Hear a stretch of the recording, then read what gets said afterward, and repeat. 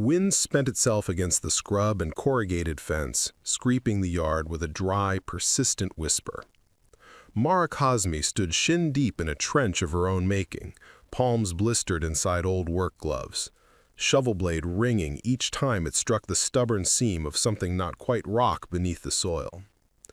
The yard had always been a stubborn patch of earth, hard pan and weed, a place that kept secrets. But this sound was different. Metal. Not sheet or pipe. Something curved, thick.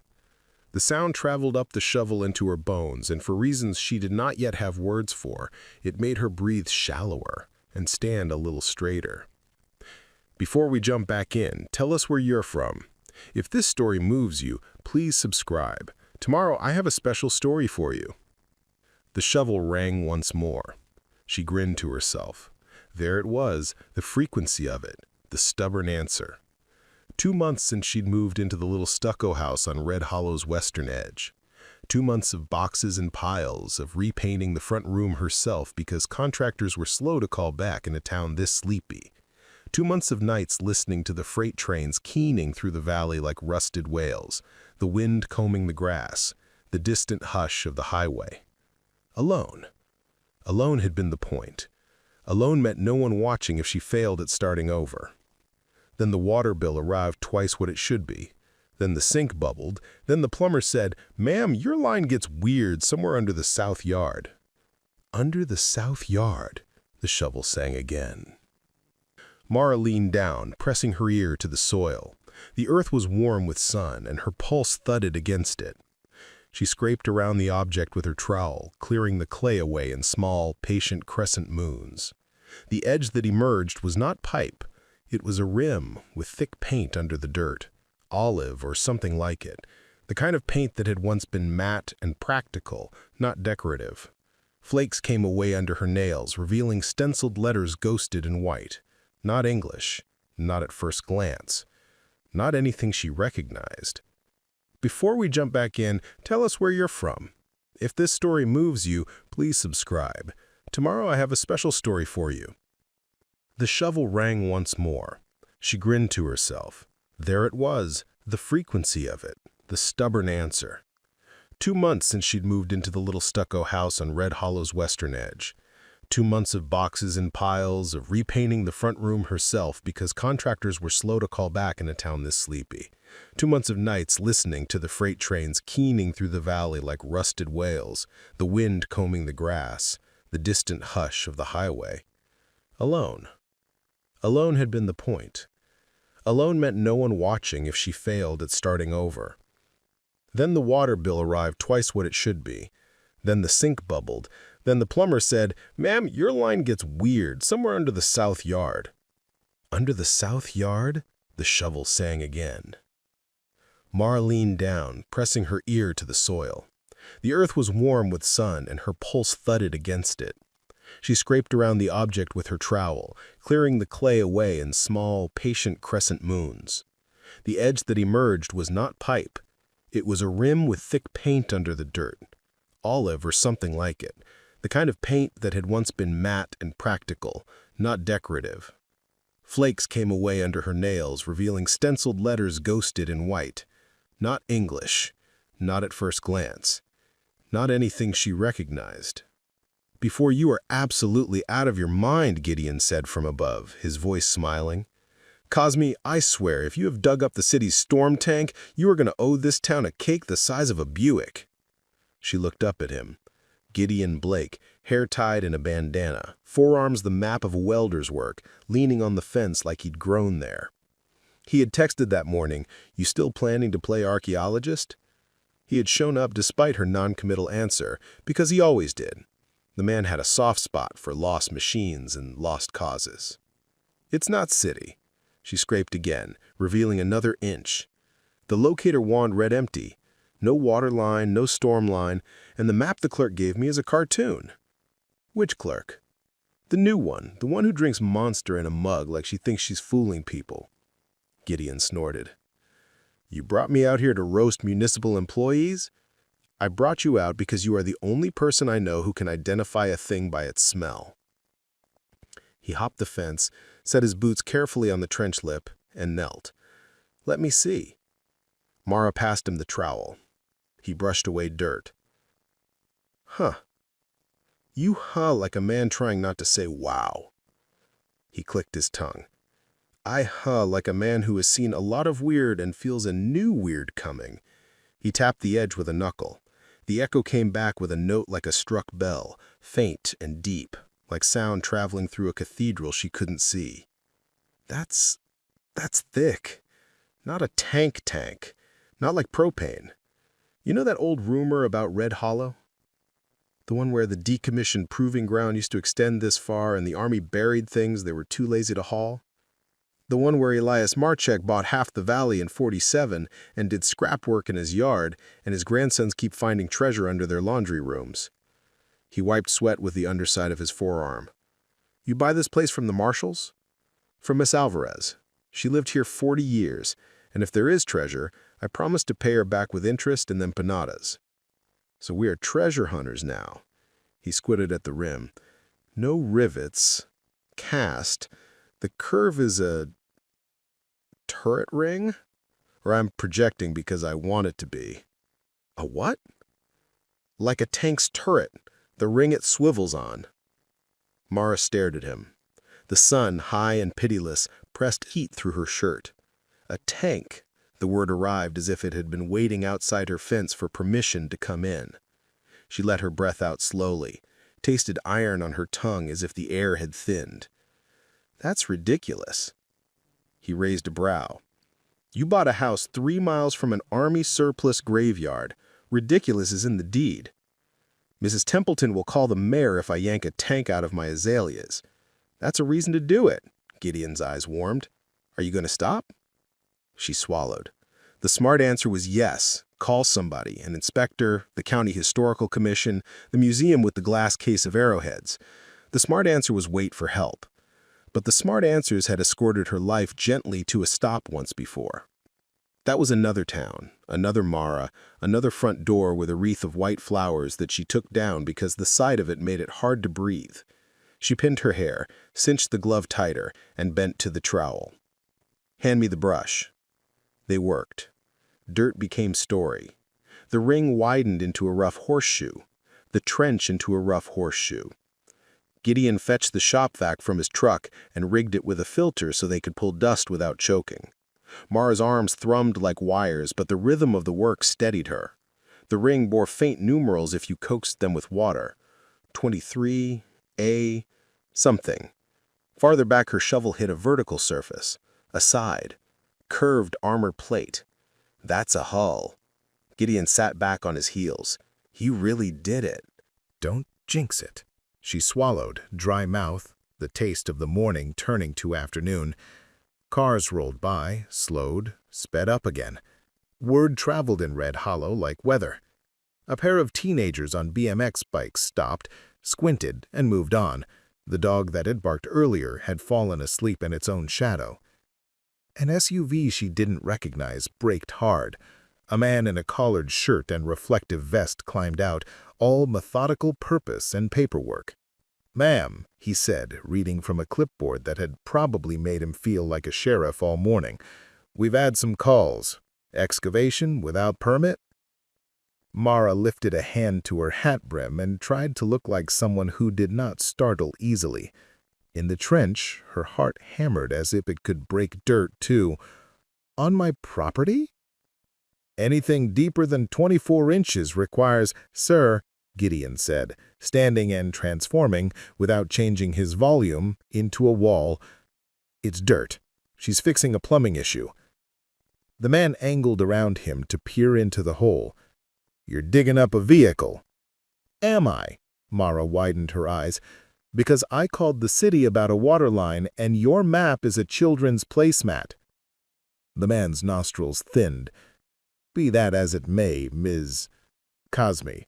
Ms. Kazmi, we will be placing a temporary stop work order until a safety assessment can be conducted. Potential munitions, potential hazard. You understand?" "Sir," Gideon said again, smooth as a shop rag over a burr, "you got a badge number, or are we playing dress-up?" The man's ears pinked. Code enforcement.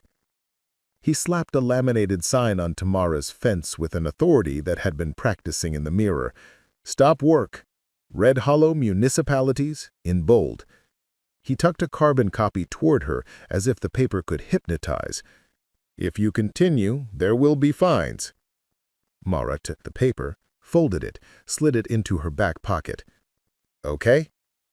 Okay, he repeated slowly, suspicious of agreement. Okay, as in, I heard you.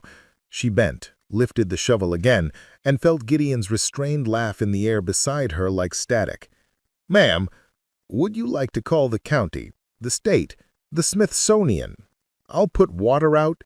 She stabbed down. The ring answered. Ting. The man flinched despite himself. It was that kind of sound. It got under skin. He said, We'll be back. Do not disturb it further. Of course, Mara said to his back. Gideon let out the laugh he had been storing. You are going to be famous or fined into oblivion. Or both. She didn't look up. The ring's edge had a seam. She cradled it with wire brush and patience, and letters emerged like fossils. M4, A3, E. The last mark was a scar in the paint, unreadable. Is that? Gideon's breath went short. Sherman. And M4, A3. That last bit looks like an E number.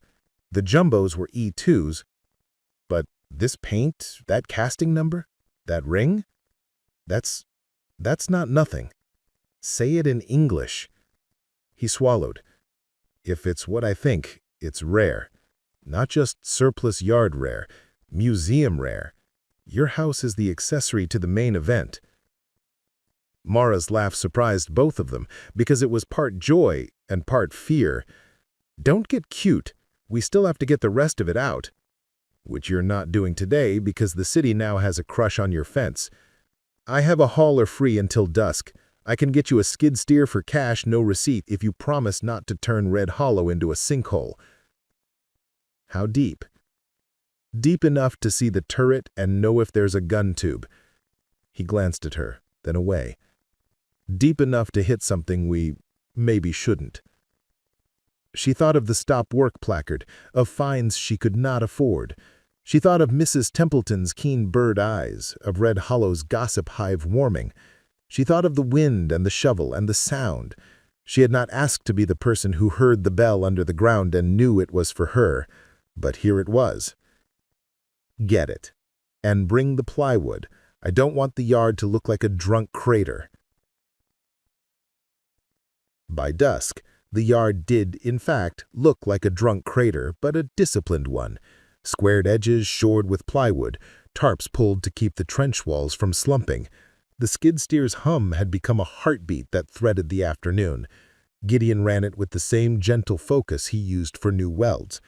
Mara worked the hose to keep the dust down, the water a ribbon of mercy in the heat. When the bucket scraped, they stopped, listened, adjusted. A pattern became a plan. The curve of armor showed itself like a whale surfacing. Neighbors came by. Some asked questions. Some hung back pretending to be on a walk. A teenager with a skateboard asked if it would be on YouTube. Gideon said only if he filmed it himself and didn't fall in.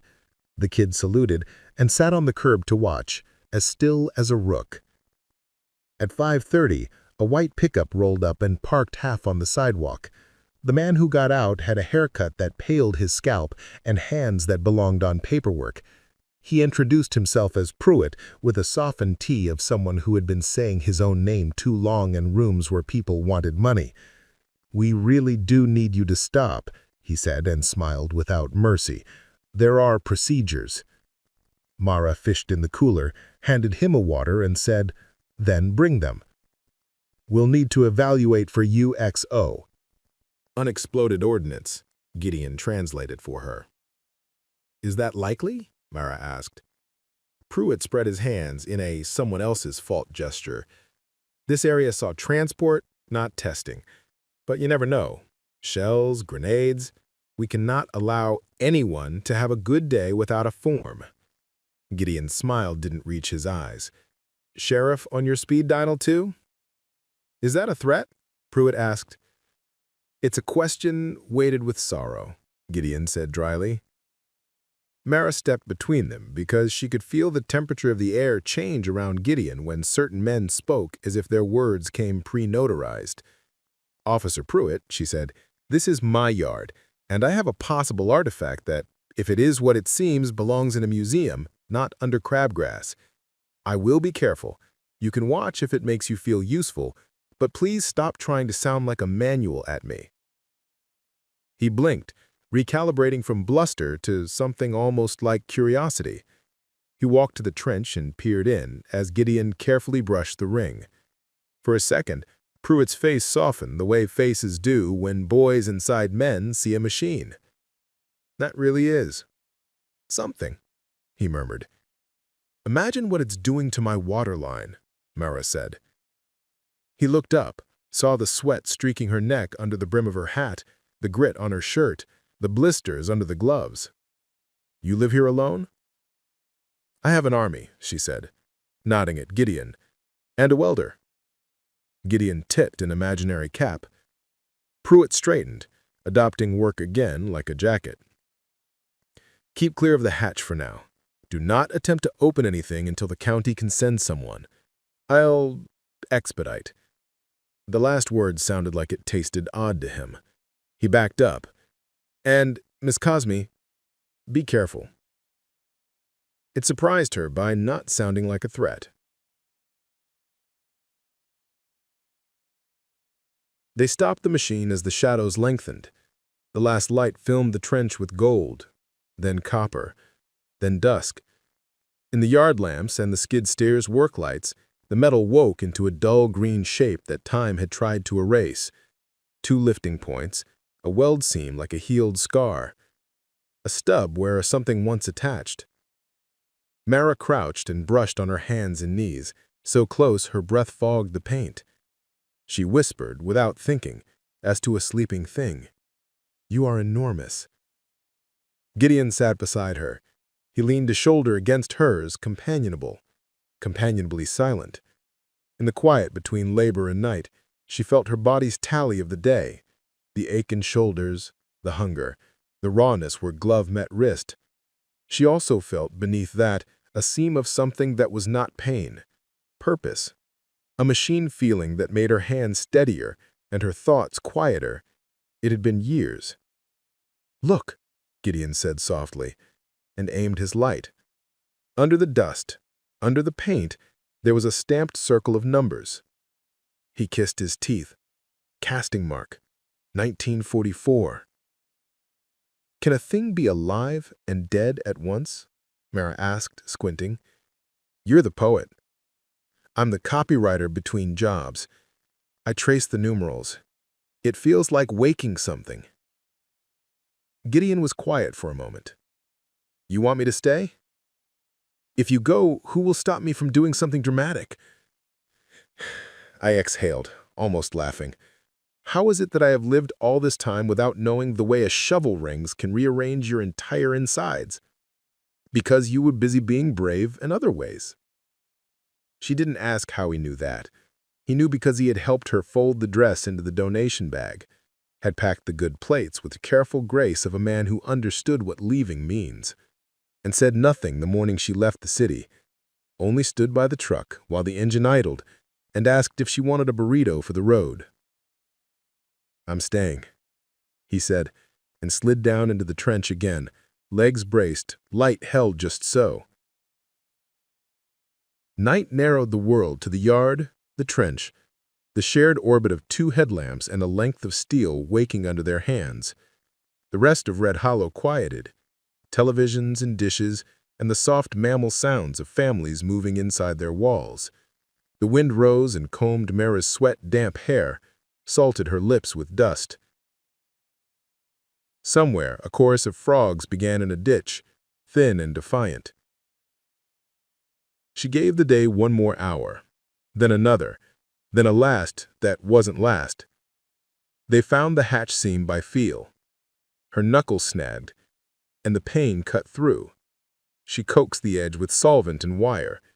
Decades of grit let go in a single damp exhale. Gideon wandered to the tailgate for coffee. Tell me you are not opening that tonight. Tell me not to, and I'll consider listening. You just made a man in code enforcement feel something. Don't blow that streak. She straightened, rolled her shoulders, weighed wanton wisdom. Somewhere inside the dark machine was air older than her parents, staler than the old library in the city she had left, pressed into stillness by years. Somewhere inside it was a volume of stories she would not know until she risked it. Yet bodies had been ruined by less than curiosity. Lives had broken because someone wanted to know what was under the next layer. Tomorrow, she said, finally, surprising herself. We tarp it, we write down everything, we photograph, we measure, we sleep. Gideon's smile was the tired kind, which is to say, it was the honest kind. They lashed the tarps and staked them like a tent over a sleeping animal. They noted the casting marks in the depth. They measured from fence to ring. Mara locked the gate, turned on the security lights, and reset the cameras that had watched nothing more exciting than raccoons until now.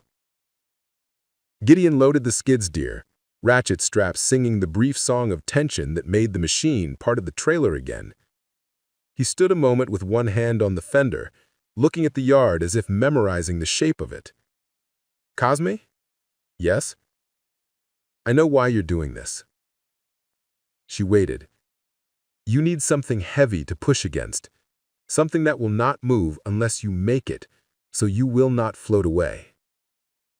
Her throat closed. She nodded because speaking was one thing too much. He tipped an imaginary cap again, got in the truck, and drove away with his lights off until the corner. Mara stood in the yard until the night cooled around her. The house behind her was democratic with its silence. Bedroom the same as kitchen, front room the same as hall. Crickets edited the dark. The moon was a shred behind high, tired clouds. She looked towards Mrs. Templeton's window. No silhouette now. That woman slept like someone who had always known the world would be there in the morning, and always would be. It made her both jealous and fond. She went inside and washed dirt from the day until she was raw and pink. She bandaged the new blisters with tape and gauze from the box she had bought when she signed divorce papers. She lay down and did not sleep so much as drift, not so much dream as inventory. She walked around in her mind and named things: a ring, a hatch, a seam, a man in a vest who almost remembered how to be a boy.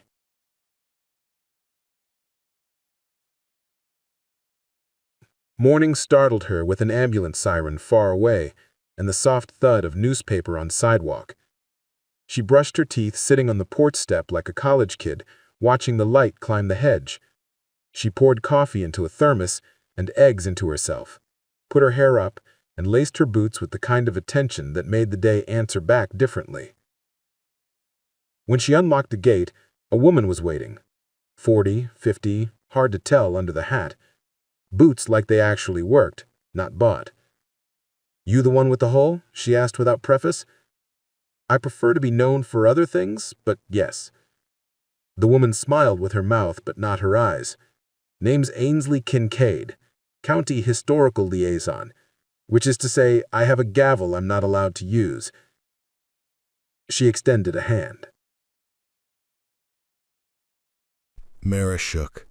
The handshake was accurate. No power plays, no limp pleasantries. I'm Mara. Ainsley stepped into the yard and took it in like a foreman. You did good bracing this. Who's your pitman? Gideon Blake. He welds for a living and collects lawnmowers for sport. Good. He won't do anything too stupid without a paramedic on retainer. Ainsley peeled back the tarp edge, studied the ring, whistled a low boat whistle in her teeth. Well, if you were looking for a reason to make me cancel my morning sandwich, you found it. You'll take it? Mara heard the hope in her own voice and did not disguise it. Ainsley rocked her hand side to side, weighing the question. It's on your property. That makes it yours until the county has a fit or a university makes you a deal. But take is the wrong word. We're more like foster homes for orphans."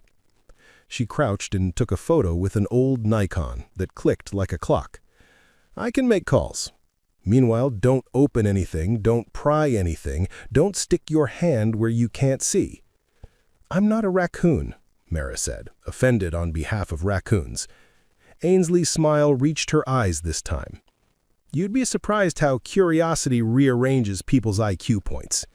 She looked up. "You live here alone?" "Is that a test?" "It's a question weighted with logistical concern. If you're alone, you'll do something dramatic at night because no one's here to say don't." Mara rolled a pebble with her boot. "I have a friend who expressions emotion mostly by showing up with equipment.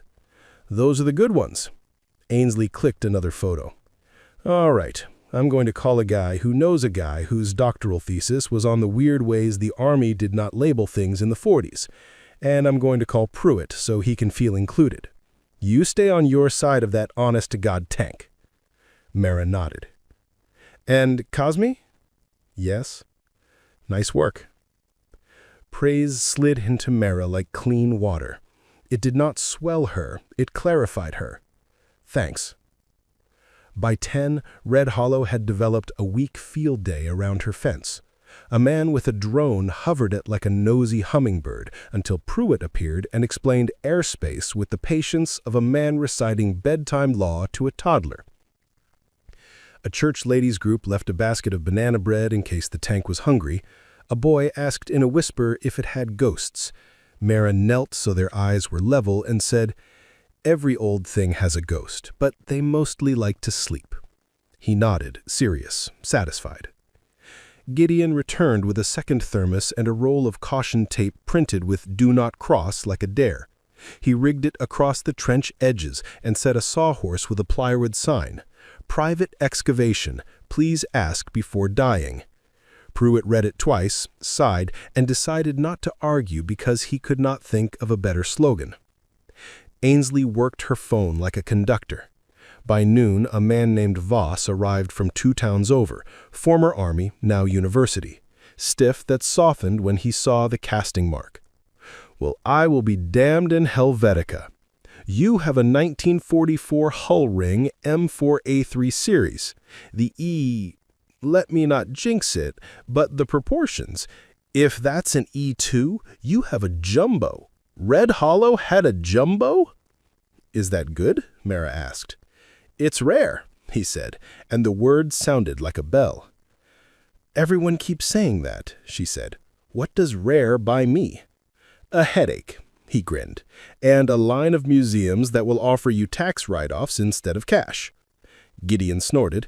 "She'll take a line of cash instead of tax write-offs." Voss shrugged as if to say the world is imperfect, and then leaned very far into the trench to photograph a weld like it was a whale's mouth. The afternoon unfurled into a rhythm of advice and admonition. Voss insisted on magnetometry before they tried to lift anything. Ainsley scotched a rumor that the county would seize the yard.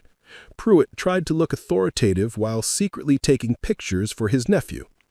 People came, people left. The ring sat in the middle of it all, a patient answer waiting for the right question. Mara's phone buzzed on the fence post with a new message from an unknown number.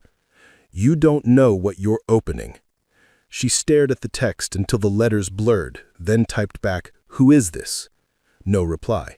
She slid the phone upside down on the post and focused on the earth again. There was a seam between patience and fear she refused to cross in public. By late afternoon, the yard had thinned. The curious had work and children and dinners whose timing made sense in a way her life had not for years. Gideon returned to pick up a set of lifting eyes and a length of chain rated for the kind of pull you used when trucks sunk to the axles. Ainsley promised to return at dawn. Voss left reluctantly with a 3-ring binder of forms that he would allegedly email. Pruitt, in a moment bordering on kindness, said, "Text me if anyone gives you trouble." "Like who?" Mara asked. "Like the kinds of people who smell opportunity like a buzzard smells weather." She did not ask what opportunity smelled like to him. When the yard was quiet again, the evening slid in with a soft, unassuming dignity. like someone who came to help after the party. The air cooled. A hummingbird argued with itself above the empty birdbath.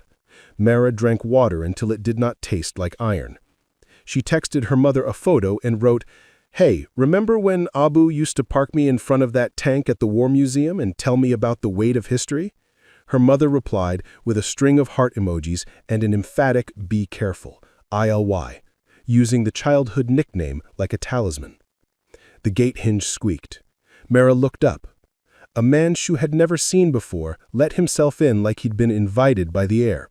He wasn't from Red Hollow. You knew the way people held themselves when they'd learned their first map in this valley. They wore the town like a jacket. This one wore it like a disguise he hadn't checked in the mirror. He was somewhere in his 40s, handsome in the way of a tool catalog, square, efficient, not much to catch on. He held his hands where she could see them. "Ms. Kazmi," he asked mildly. "Yard's closed," she said, letting the words find the line between friendly and get out. He smiled. "I won't take much of your time." "Then you're already taking too much." He tilted his head as if listening to a noise she did not hear. "Name's Harrow." He let the syllables sit like a business card. "I represent a private collection. We're interested." His eyes flicked to the tarped trench. "Very interested." "You and the whole county." "Differences, I don't need to go to committee. I'm prepared to make an offer." "For what?" She knew what. She wanted to hear him say it out loud so she could measure its weight. "For whatever is in the ground that you are very strictly not going to legally remove without a dizzying number of permits." He kept smiling. It was the kind of smile men used when they thought kindness was a tool and women were machines you could read the manual for. Mara set her water down on the fence post. "I don't sell mysteries, I solve them. Mysteries are costly. They love electricians and lawyers. So do men who get sued for trespassing." She held his gaze until his smile cooled by a degree. He looked like a man unused to being told no by dirt. "Miss Kazmi," he said, softening his tone, "I'm not your enemy. You have something dangerous in your yard. Let professionals handle it." "Professional what?" "Recoveries, acquisitions."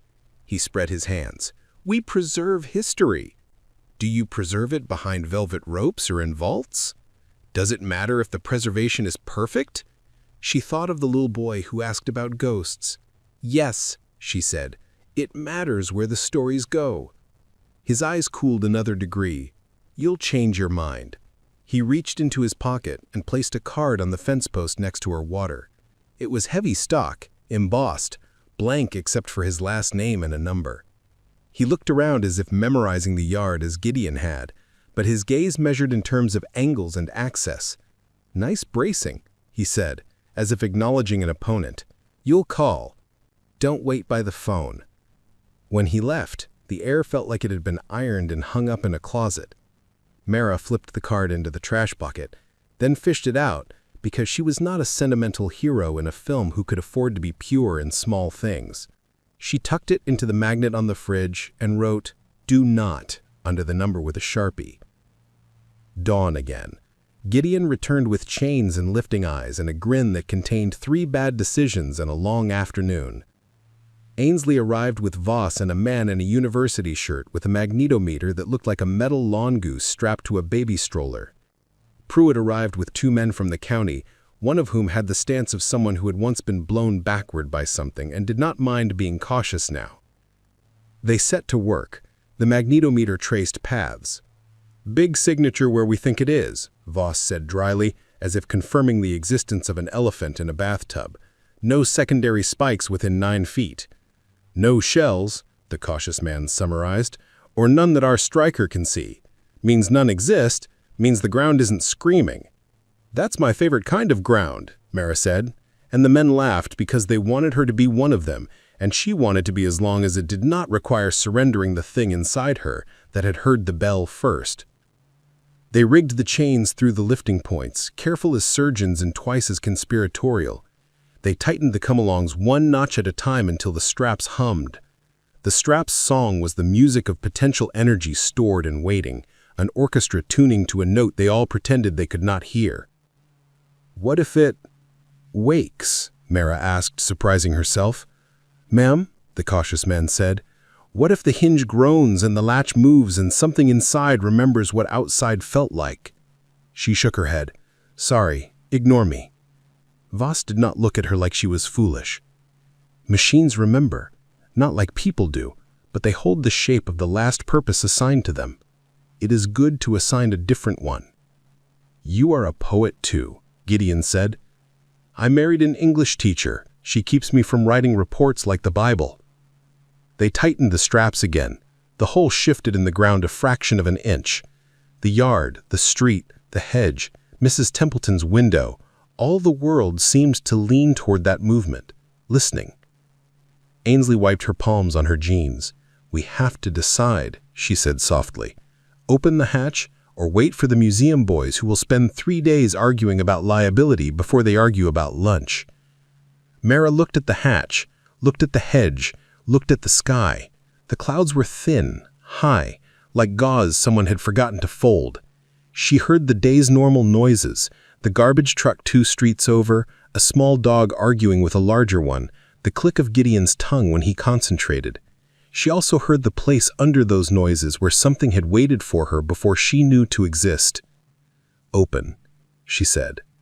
Pruitt cleared his throat in a sound that contained the word fine and the word paperwork layered in a sandwich he did not enjoy. "We proceed at your risk," he said formally, and then softer, "but if you find a live anti-tank round, I want credit for not fainting." Gideon handed Mara the breaker bar. "You want the honor?" "No," she said, honesty surprising even her. "I want you to do it because if something screams, I want to be sad and not guilty." He nodded, and in that nod was every middle-of-the-night bolt he had turned for her since she arrived in town, and every no he had said to men like Harrow who assumed that clean shirts made them in charge. He set the breaker bar in the slot Ainsley coaxed out of the seam. He pressed. The breaker flexed. The hinge groaned like something remembering. Dust unglued itself and became air. "Wait," Voss said. "Stethoscope." He pressed a mechanic's stethoscope to the metal like a doctor checking a heart. No ticking, no hissing. "I am still going to tell my future self that we were wise." "Your future self is a liar," Ainsley said fondly. Gideon pressed again. The hatch shifted. A stripe of absolute darkness opened like the first line of a book. "Smell?" Mara asked. Because the air that exhaled had a personality. It passed over her tongue with a taste like pennies and old rope. "Old oil," Gideon said. "Old canvas. Maybe some desiccant turned to dust." "Don't breathe too close," Voss said. "It's probably fine. It's the probably that keeps me boring." "Let's be boring together," Ainsley said. The hatch came up the width of Gideon's knuckles. They wedged it with maple blocks, then again the width of his thumb. Mara did not realize she was gripping the fence until splinters formed a map in her palm. She loosened her hand, breathed, stepped closer. There was a second smell now, under the oil. Something animal, but not rot. A fur that had become memory and then dust. Gideon lifted with a sound that was not quite a word because words reduce, and this felt like adding. The hatch rose and stayed. Inside, a pocket of air slid out with a tired sigh. The light found canvas shapes wrapped in cord. The light found a metal box drilled and wired and tagged in a language none of them read. The light found the curve of a periscope glass under grime, the ghost of a seat, the canvas strap where a shoulder once would have been. Voss made the sound of a man seeing his first child. "Intact," he breathed. "Holy!" He stopped. "Holy!" "Pictures," Ainsley said, and the Nikon clicked like rain on a tin roof. Pruitt did not faint. He steadied himself with a hand on the sawhorse, and then took a photo with his phone, and then put his phone away as if embarrassed that it was a toy. Gideon braced his feet and reached to pull the closest canvas bundle toward the light. He did so like he had been taught by a man in a shop who died 10 years ago and taught him anyway, slowly, with respect, as a technique. The cord had an official wax seal. He held it up so Ainsley's lens could testify. What are the odds that someone used the hull as a time safe? Voss murmured. The odds are that people are people, Ainsley said softly, and people hide things where other people won't think to look. What's that? Mara pointed before she could stop the child in her. Under the canvas, under the boxes, something gleamed dully, brass or something that wanted to be brass when it grew up. A corner of a corner. A lock plate? A hinge? The light found a stamped crest she could not name except to call it a lion that had forgotten how to be a lion and become a symbol. Let's not go Indiana Jones on day one, Pruitt said, surprising himself by making a joke that did not sound like paperwork. Gideon looked at Mara. He did not ask. He waited. His expression said, I will do this if you ask me, and I will stop if you ask me, and both choices will be right. Pull it, she whispered. They eased the brass-edged thing toward the hatch. It stuck, and then admitted its regret, and slid, and then stuck again, and then came, slow as a confession. The light took it in, made it something the human eye could own. A chest the size of a bread box, corners banded in metal, faceplates stamped in a script she could almost read because it wanted to be read. The old wax seal on its hasp had been pressed with the same lion. The chest was not of the tank the way a diary found under floorboards is not of the house. It carried its own weather. Stop, Voss said, and they froze as if the word carried electricity. He pointed at the wire along the hasp. Tripline. As in boom? Mara asked. As in. Voss peered closer. But it's old, corroded. Might be a simple alarm. Might be a decoy. Might be nothing. Favorite category, Ainsley muttered, and handed him a small mirror on a telescoping stick. Check the underside. He extended the mirror into the hatch, angled it, adjusted. There's a tin tied under with a second wire. If the hasp opens, it pulls the wire, the tin falls, maybe something inside it breaks. Like a glass vial? Pruitt's voice was a little high. Don't faint, Ainsley said without looking. We do not open, Voss said with unusual steel. We stabilize, we call someone who is paid to be brave for a living. Gideon eased the chest back to where it had been, coaxing it to forget it ever wanted light.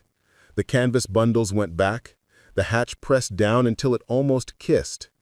They stepped away together like people who had lifted a weight they could barely measure and set it down without dropping it on their own feet. The world remembered it had other concerns. A mail truck coughed at the corner. A pair of crows conversed in percussive sentences. A woman across the street watered a garden that did not need it. I need lunch, Ainsley said, which was code for, I need a second to not be the person who tells everyone not to die. I'll be back. Voss had already dialed a number that went to a man who said he would come but would ask for 5 forms. Pruitt stared at the hatch with a look that might have been love or fear, shook himself, and said he would be back with cones. Gideon leaned on the fence with his head tilted back, throat bare to the small breeze like a pilgrim who had found an altar by accident. Cosme, he said without looking, do you feel that? What? That hum, that, not danger, not exactly, anticipation like a theater when the lights go down. She felt it. It ran under the skin. It made water taste like copper. I feel like I'm about to be asked to know things about myself I was hoping to postpone. He laughed once, low, and then stopped, because the laugh had nervousness in it, and he didn't like to hear his own nervousness. I'll get food. Left alone with the trench and the hum, Mara sat on the sawhorse and ate the acceptable half of a bread band a slice and looked at the hatch, as if it could look back. She thought of her father's hands on a museum railing, the warmth of his palm where she had clasped it as a child while he spoke softly about weight and consequence. She thought of the message on her phone, "You don't know what you're opening," and how many ways that might be true. Her phone buzzed again. Unknown number. You really don't. She typed, "Who is this?" The 3 dots pulsed, and then stopped, as if the person had wrestled with their desire to be known. No reply came. She slid the phone away. The hum ran under the day. It translated into a non-language that said, hurry, and also wait, imperative and imperative. She could see in the small moth swings of her attention where a person could make a mistake here, where you could put your hand where you couldn't see, where you could make a good decision in the wrong order. The gate creaked again. Harrow walked in as if the day had been waiting for his entrance. He did not come alone this time. 2 men followed him, a tall one with the neck tattoo of a compass that had the wrong north, and a shorter man whose shoulders belonged to a sport other than conversation. Mara stood. "Yard's closed," she said again. Harrow smiled, that tool catalog smile. "Ms. Cosme, your dance card fills quickly. I couldn't risk missing my turn." He glanced at the trench. "I hear you found something interesting under the hatch." "Who told you that?" "Red Hollow is a sieve." He looked at her as if she was the leak in question. "Here's my offer." He named a number. Mara did not blink. "No." "You didn't hear it." "I heard enough to know I don't sell to men whose names are nouns." He laughed, genuinely. "Miss Cosme, I admire your courage, but you are alone." He flicked a glance at the street. No Ainsley, no Voss, no Pruitt. "And you have something that invites a response." He nodded to the hatch. "My response comes with a cashier's check and professionals who will make this safe." "Your professionals have neck tattoos they drew with a Sharpie," she said calmly. "Please leave." The tall man smiled without humor. "You go and make us?" She looked at the camera above the gate. The red light blinked. She looked at the neighbors. Curtains were movie screens with no clear feature film. She looked at the hatch. She looked at Harrow. She kept her voice level. "Radar knows what you drove. Pruitt will know by the time you hit the corner. You can leave politely or escorted." Harrow's smile turned. "Miss Cosme," he said a little pityingly, "you are standing between history and the people who know what to do with it. That makes you a temporary problem." "Temporary," she agreed, "until the sheriff arrives." His gaze cooled another degree. He lifted his hands, a "see I tried" gesture, and turned for the gate. The 2 men did not. He waited. The short man took a step toward the trench. Mara took a step to match. The man smiled, mean and private.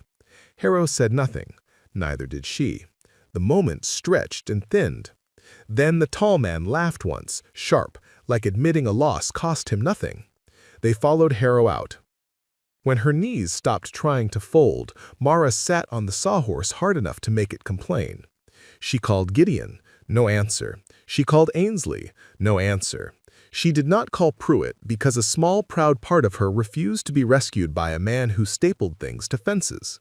She breathed. She breathed again. The hum did not leave. It deepened. It braided with another sound, a whisper scrape like cord over metal. She stood and walked to the hatch. "Don't," said a voice above the fence. Mara looked up too quickly and saw nothing but the smear of sky. The voice came again. "You don't know what's down there." It was the voice from the texts without the medium. A woman's voice, late middle-aged, the slow, careful cadence of someone who had read to children so many times she had learned to center her breath. "Who are you?" Mara asked. A face appeared over Mrs. Templeton's hedge, not Mrs. Templeton's. A woman with a cloud of gray hair and a mouth arranged as if an apology for a world she could neither fix nor stop describing. "My name won't help you," she said simply, "but the name March does." March? The month in which the army left Red Hollow in 47, the month before Elias Marchek bought the lots for scrap. People forgot the month, they remembered the sale. People remember the clean thing, they do not remember the shadow. "Do you live?" Mara began. "I live where I can hear the trains," the woman said, as if that should have been obvious. "I brought you this." She held up a metal cylinder with a cracked Bakelite cap. "It was in my father's garage. He kept everything but the things that mattered." Mara hesitated, then opened the gate. If danger had wanted to come in today, it would have used the front door. She could tell because it had. The woman handed her the cylinder. It was heavier than it looked. Inside, neatly rolled, were papers that smelled of oil and old ambition. The woman's eyes flicked to the hatch. We were told to bury what was too complicated to explain to anyone with a tie. Men came in the night like they always do when no one should see. My father held a flashlight for a captain who apologized to nobody. "Were you there?" Mara asked, throat tight. "I was a girl with a ferret and the confidence of the moon." She smiled at the memory as if it were a living thing that would sulk if she didn't. She touched the rolled paper with a tenderness that Mara softened in ways the day had not allowed.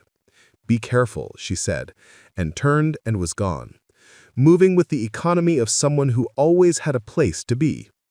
Mara carried the cylinder to the hood of Gideon's truck and rolled the papers out with the reverence of a person who knows the difference between fragile and sacred. The map had blocks and lot numbers and the old highway's dotted line where it once failed to commit. There were X's where holes had been dug, and notes in a captain's hand: dispose, salvage, retain. At the bottom, an annotation that did not fit with the others. 3 words squeezed into a margin by a left-hander with hurry in the wrist: lion box, retain. She looked up at the hedge, as if the woman could see through it, but there was no one there. Lion box. She looked at the hatch. The hum grew teeth. Gideon returned with sandwiches, and an apology for not answering, and a story about a dog that had convinced him to stop in the middle of the road. She showed him the papers. He swore once softly in a way he had never heard him swear, like a man saluting a battlefield. "Kazmi." "I know." They stared at the hatch together. "Do we wait?" he asked. "Waiting has never taught me anything I wanted to learn," she said, and he did not argue with the kind of truth that arrives dressed as a contradiction. They wedged the hatch again. They photographed like Ainsley was watching. They looped a simple line under the lion box, under its brass bands and between its corners, and tightened until it hummed. Together, slow as a vow, they brought it up another inch, and another, until the box's weight was in the world and not in the tank. Gideon eased it onto a plywood sheet as if it were sleeping and might startle badly. They did not touch the hasp or the wire. They did not breathe too close to the old wax. They did not do any of the things the part of them that belonged to children wanted to do. And then the gate creaked for the 3rd time that day. Harrow did not bother with the smile. He came through the gate like the deed was in his pocket and was surprised it wasn't. There were 2 men this time and a woman built of angles and intention. They did not stop at the sign. Gideon stepped forward and met them. Harrow did not look at Gideon. He looked at Mara and at the brass-edged box and at the hatch. "You had your fun," he said in a voice that had lost its community theater warmth. "We'll take it from here." "No," Mara said, and even she was surprised by how ordinary the word sounded. Not dramatic, not tragic, not armed, just a boundary that knew itself. Harrow's gaze flicked to the camera on the gate, to the houses, to the street empty in that strange way that meant everyone was watching from somewhere. "Miss Kazmi," he said, making the "miss" a weapon. "Move." "Call Pruitt," Gideon said to Mara, without taking his eyes off the man with the wrong North tattoo. She reached for her phone. The woman with Harrow moved faster than the men. She was at the trench in 3 long steps, boots finding the like stairs the dirt made when it wanted to pretend to be architecture. She was on the hatch and straddling it, hand going for the breaker bar, her other hand reaching toward the lion box, as if both belonged to her intent. "No!" Mara heard her voice smaller and farther away than she meant. The woman's hand brushed the wire. It sang. "Stop!" Gideon barked, and people in rooms on the street would say later that his voice had the kind of authority that made dogs sit from 50 yards. The woman froze. Her face wavered, not fear, but respect, which is fear goes when it does not want to confess itself.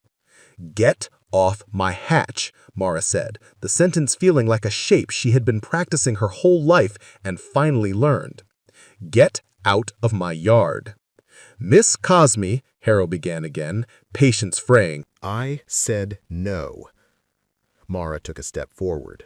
The lion box sat between them like a low altar. The hatch waited. The paper on the truck hood breathed a little in the breeze, map of a town that had tried to forget and now could not. Harrow's mouth did a small, ugly thing. I tried polite. He nodded. The man with the wrong north moved his jacket aside in a way that revealed not a gun, but something that wanted to be a gun when it grew up. Brass knuckles, heavy, the kind of tool that dull men call clarity. "Pruitt," Gideon said again, low. She hit call. It rang. Harrow watched her. He looked at the camera. He looked at the houses. He did the math. He reached into his pocket and threw something small and silver into the trench. It skated on the metal hatch and chimed once and rested against the maple block. "Nobody move," he said almost gently. "It's Mercury tilt. If the angle changes, it's unhappy." "Is that true?" Gideon asked Voss's empty air. "It is true enough to make my heart leave," Mara said. Then Harrow explained something that he would later tell himself was the only thing he could have done, which is how men explain themselves to their mirrors. He stepped down into the trench. Gideon stepped to meet him. The woman lifted the breaker bar because fear had taught her the wrong lesson earlier. Gideon's hand closed over the bar.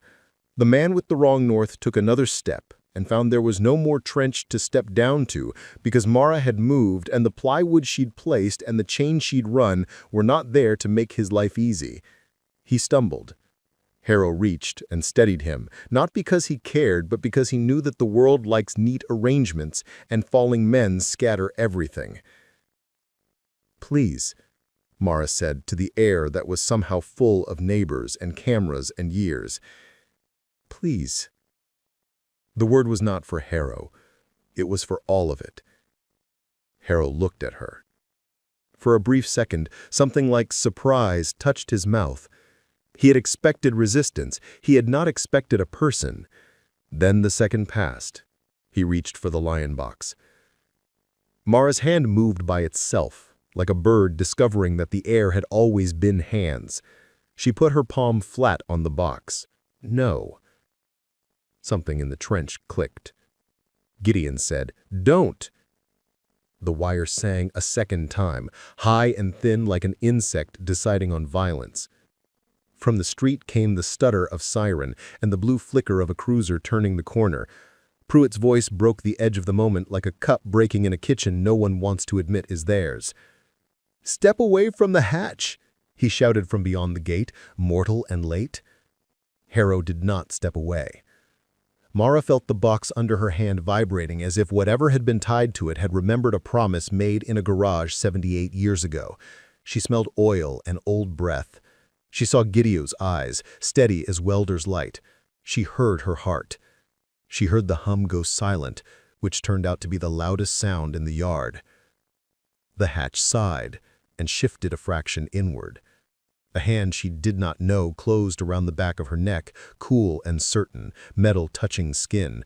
A voice at her ear said, calm and intimate and made for this exact moment, "Step away, Mara." She did not move. The box pulsed like a living thing. The tilt device, if that was what it was, ticked once. She looked up. The muzzle of a compact pistol rested against the tinder place below her skull. Its shadow fell across the lion on the wax seal. She tasted iron and metal and fear, and something else that had no word yet, because she had not lived long enough in this town to need it. "Now," the voice said. Mara inhaled and stepped back because the voice lowered itself into her spine and turned her muscles into a single obedient yes. Fingers she did not recognize closed on the collar of her shirt and drew her away from the lion box and the humming hatch with the authority of a hand that had learned this movement in other emergencies. This story took us a long time. If you like it, subscribe. Now, back to the story. "Good," the voice said in her ear, level, unhurried, as the pressure of a compact pistol's muzzle lifted away. I've got you." Mara turned and saw not Harrow, but a woman in a deputy's khaki, hair graying at the temples, eyes the kind of steady that happens to people who have watched panic arrive and leave 1,000 times. The name strip said Ruiz. The gun was already down and indexing the dirt. "Don't move," Deputy Ruiz told everyone at once, and somehow each of them heard himself singled out. In the trench, Harrow froze with one boot on the hatch and one on the ramp like a man between trains. Gideon had one hand on the breaker bar and one on the woman's wrist, tendons corded, but still, absolutely still. The man with the wrong north tattoo had learned an inch of respect for gravity and was practicing it. Pruitt, breathless at the gate, had brought a deputy and 2 cones and a face that was trying to be more than office. The tilt device, a nickel's worth of unpredictability in a case the size of a thimble, rested where Harrow had tossed it, one slim tube of mercury pressed against glass. "Everybody take a breath," Deputy Ruiz said. It was not a suggestion. The yard breathed. Sirens receded as if Red Hollow Streets had decided to give this yard the night off. Ainsley slid in under the caution tape like a coach going to her team during a timeout. Voss arrived behind her, panting, a duffel over his shoulder that clinked like tools. Another vehicle ground to a halt, dark green, a boxy van that wore caution stripes without apology. The man who climbed out wore the practical aftermath of uniforms. Battered boots, anonymous shirt, eyes that measured angles for a living. "Demidov," Ruiz said, pointing him in with 2 fingers. "You're up." "County bomb tech," Ainsley murmured to Mara, as if a small prayer had been answered by name. Demidov knelt at the trench edge and did a thing with his breath that made the air around him mirror it. He slid a foam pad under his knees, set a case down, and rolled it open to reveal the unromantic grace of tools that know exactly why they exist. Clamps, putty, mirrors, a small frozen aerosol can, a nest of wires tamed with patience. He did not ask anyone to explain. He coded the room in attention instead. Then, very softly, he said, "To the air and the ranch houses and the lion box and the old machine. Okay." Harrow moved half an inch and was transformed by the attention of 3 barrels, a deputy's, Demidov's, and Gideon's stare. "Don't," Deputy Ruiz said gently. "No one here wants to memorize your obituary." Demidov's mirror slid into the hatch on a telescoping wand. "Old," he said to the mirror, "simple, elegant if you're an optimist." He backed the mirror out, replaced it with another that wore a tiny light. The wire Harrow had bragged about hummed in the lens, the chorus line partner to a twin that traced to the underside of the lion box. "2 circuits," Demidov murmured, "one to an alarm, probably, one to a tin." His mouth quirked. "If we are lucky, the tin is theatrical. If we are less lucky, it is glass with a taste for paper. If we are very unlucky, it has teeth." "Teeth?" Pruitt squeaked, then looked offended at himself for squeaking. "Acid," Ainsley translated. "Paper eater." Demidov nodded once. "No one will be unlucky today." He reached for a block of putty, the violent blue of a child's idea of sky, and warmed it between his palms into pliant certainty. With it, he built small walls against motion, one around the tilt device Harrow had thrown, one hugging the wire where it kissed the lion box's hasp. He coaxed another dam below the tin fixed to the underside. The yard held still through a tiny weather of breath and concentration. Mara realized she had been matching Demidov's exhale the way a child matches a parent's stride. Deputy Ruiz's voice threaded the air without changing it.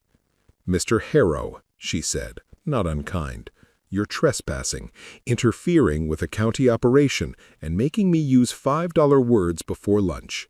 When Mr. Demidov says all clear, you and your friends will be escorted to a place with cinder blocks and blankets. Do you understand?"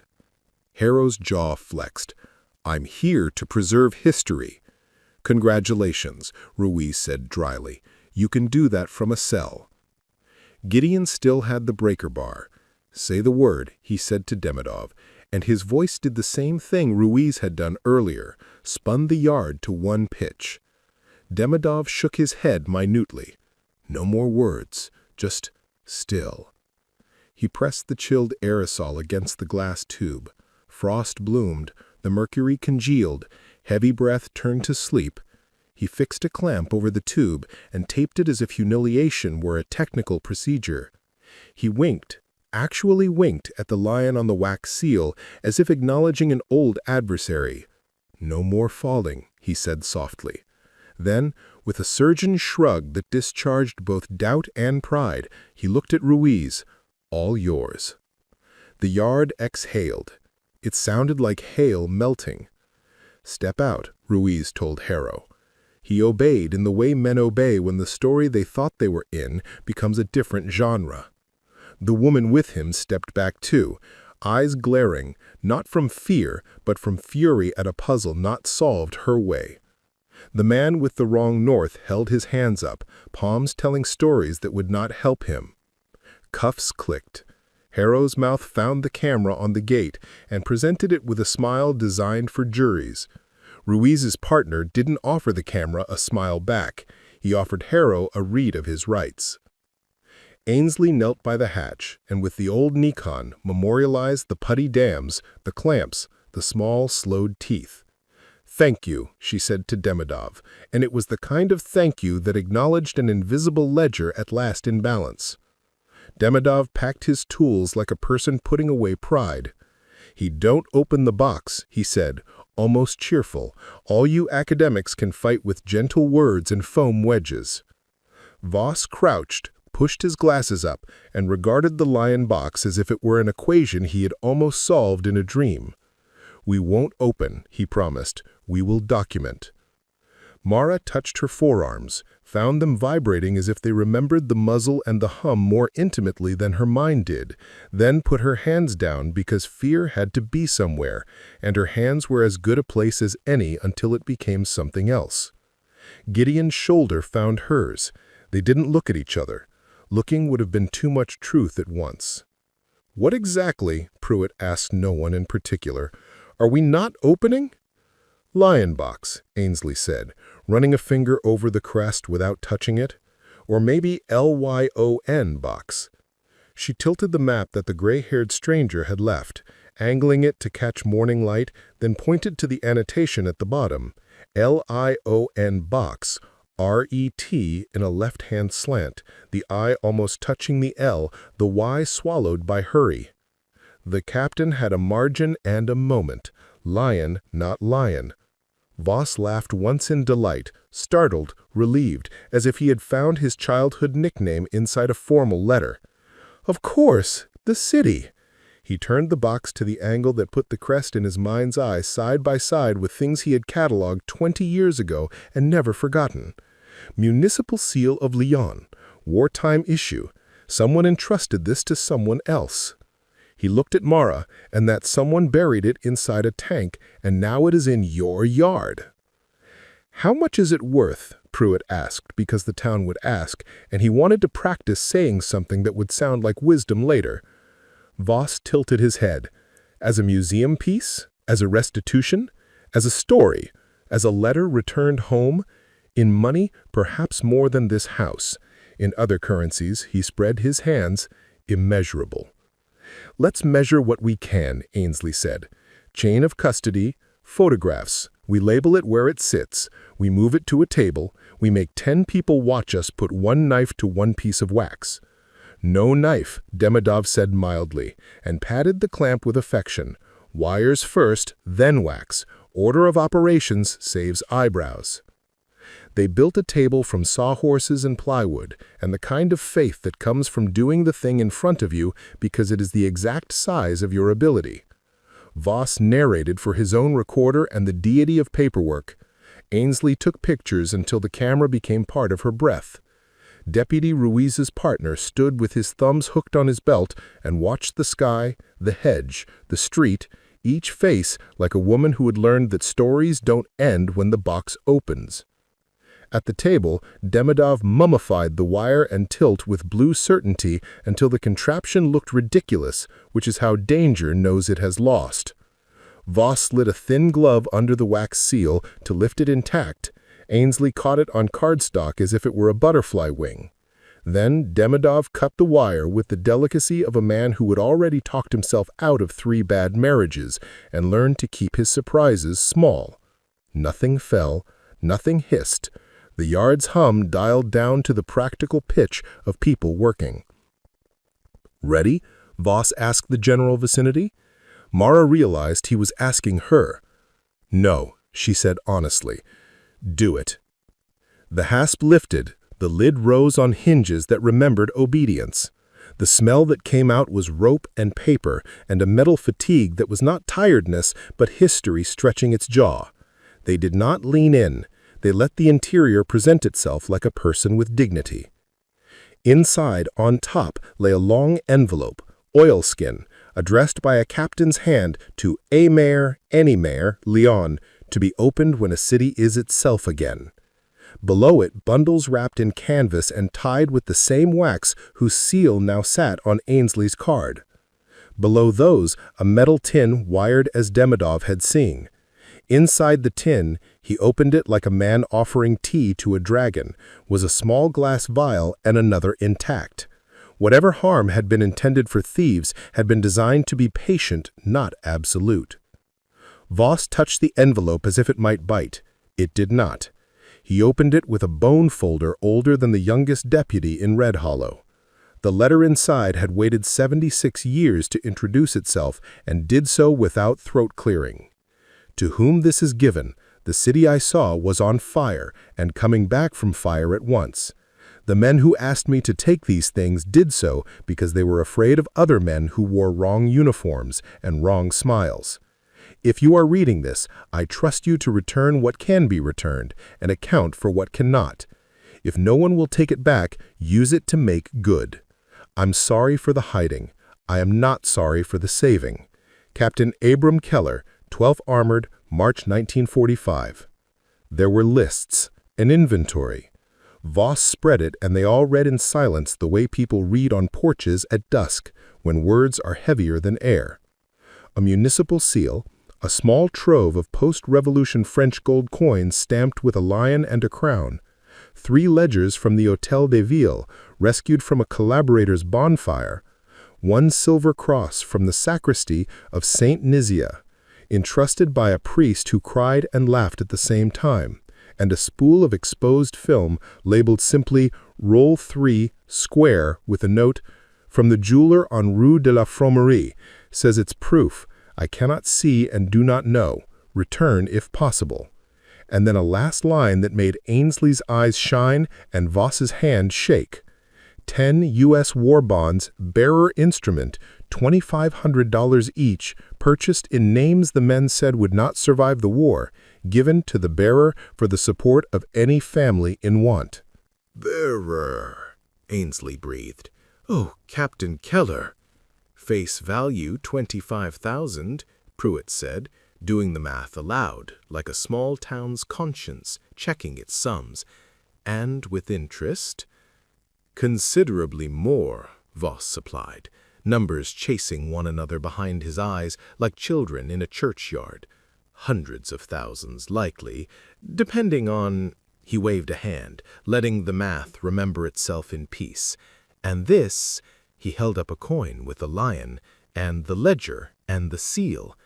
He stopped talking because the words would not fit through his throat. "Worth more than your house," Gideon murmured in Mara's ear, and made it sound less like money and more like a choice. They catalogued until the sun moved enough to send a new beam across the table. They rescinded Harrow's future in her yard and made it someone else's problem with cinder blocks. They called the State Museum and spoke to a woman who said the right things and then, unprofessionally, whispered, "Holy Todd." They called the French consulate in Houston and were transferred 3 times, until a man who had waited his whole career for a telephone like this one said, in a voice that made the lion crest shift in its sleep, that he would come himself. Mara listened to all of it, and then did the thing that made her life feel like it fit again. She found a trash bag and collected the day's cups. She replaced the sawhorses with actual tables. She texted Mrs. Templeton a picture of a coin and the words, "If you see a gray-haired woman with a moon, please thank her." She sat on the porch step and read Captain Keller's letter again, this time not to understand its contents, but to feel the hand that had made them. Deputy Ruiz sat beside her, boots planted where boot prints would be a kind of signature. "You okay?" "I keep thinking about the word bearer," Mara said, watching the light catch in the metal letterpress of the municipal seal. "How it means holder and also bringer. It matters who holds a thing. It matters who carries it back." "You carried something today?" Mara nodded. "I didn't know I could." "That's how finding out works," Ruiz said. Her hand brushed Mara's sleeve in a gesture that had learned how to be brief without being cold. "You did good." The Frenchman arrived as clouds argued with the horizon. He was tall and careful, his suit the kind that had learned to forgive dust. He spoke to the lion crest before he spoke to the people. He took off his glasses and wiped his eyes with a handkerchief as if he were indulging a cliché one time only. He introduced himself as Deputy Consul Laurent Vidal and apologized for his English, which was perfect to everyone who did not speak French, then apologized for his country, which was perfect only when it remembered its lion and its people in the same breath. They showed him the inventory. He made a sound at the words Hôtel de Ville that had more syllables than English allows. He touched the film canister as if it were warm. He read Captain Keller's letter and then asked, without preface, "Where is his family?" "Dead," Ainsley said gently. "If Keller is Abram Keller of the 12th, he died in 48 in a crash. No spouse listed, no children." She tapped the county clerk's portal on her phone with the precision of a librarian at war. "I'll find them." Vidal nodded, grief and admiration sharing the same chair. "France owes him." He looked at Mara. "And owes you." Mara shook her head because the compliment was another thing she did not know where to put. "It was in my yard. That's a terrible reason for something to die." He smiled, and in the smile there was a small, fierce recognition, and an excellent reason for it to live. They signed temporary papers that made the lion box a thing with chaperones and addresses. They printed too many copies. Pruitt fetched an embossed seal from somewhere and stamped it too hard because he liked the sound. They wrapped the seal of Lyon in Tyvek and padded it with the past. When they loaded the box into the doll's car, half the block came out and clapped without being asked, because some parades happen at driveways, and that is enough. The war bonds Ainsley placed in an envelope with Mara's name, not because they belonged to Mara by right, but because she trusted Mara by instinct. "We'll check titles. We'll do the do." But Keller wrote bearer, and that has its own gravity. If nothing else, we can create a scholarship in his name and the name of the men he meant. She blinked hard and made a sound with her mouth like a person refusing to cry in public, because small towns write those memories down. "Use them to buy a backhoe," Gideon said later, when the block had put itself back into evening. She laughed, and it surprised both of them again. "You would say that." "Use them," he repeated, turning serious with the stubbornness of someone who wanted her future to be a tangible thing. "The house can leak, you can fix leaks. Time doesn't come with pipe thread." She looked at him, and saw, as if for the first time, the long patience that was also intensity, the way his hands went gentle when things got dangerous, and firm when things got delicate.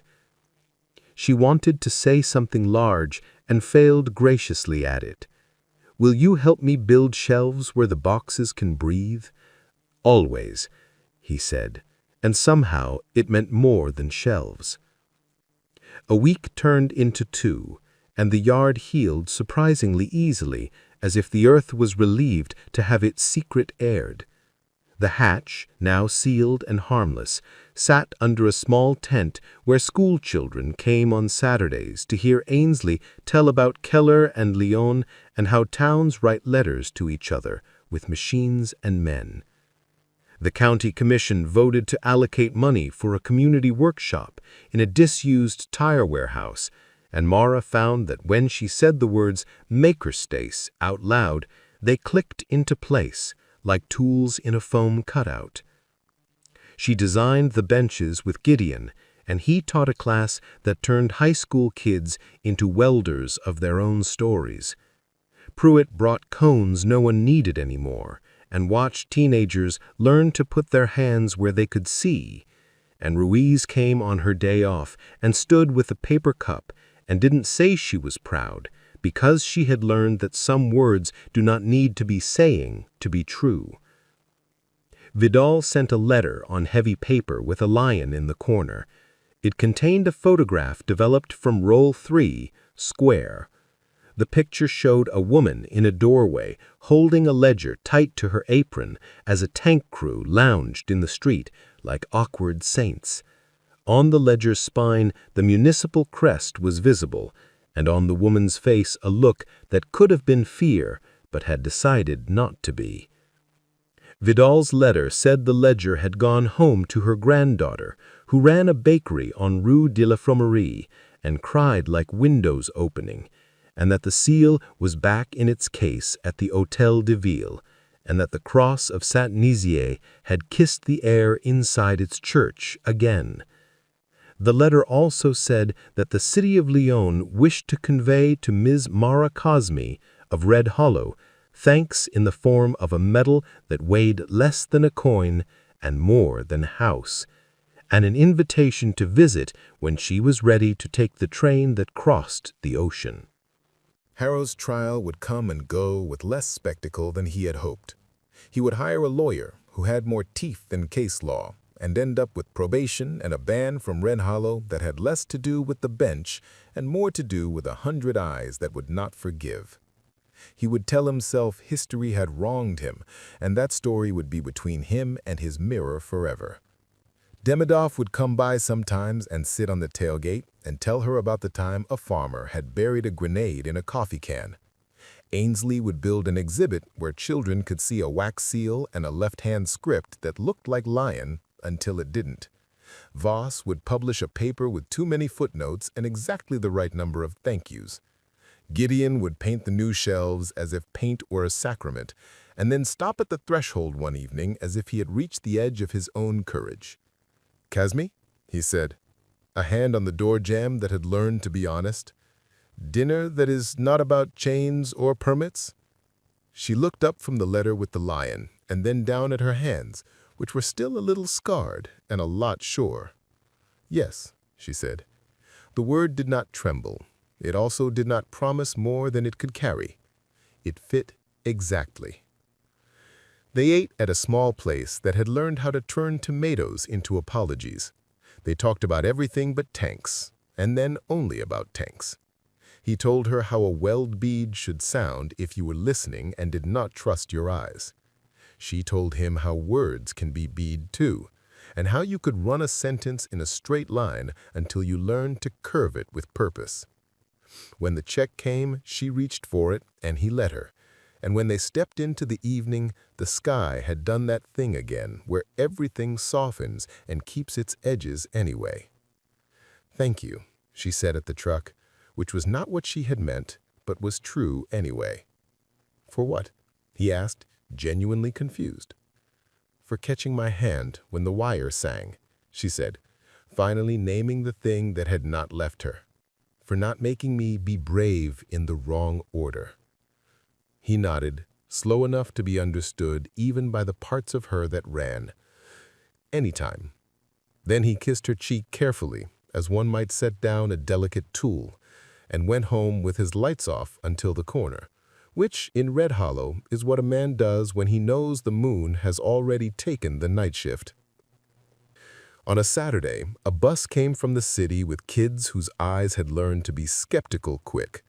They stepped into the workshop and unlearned it in increments as sparks and sawdust and adults who remembered their names replaced their mirrors.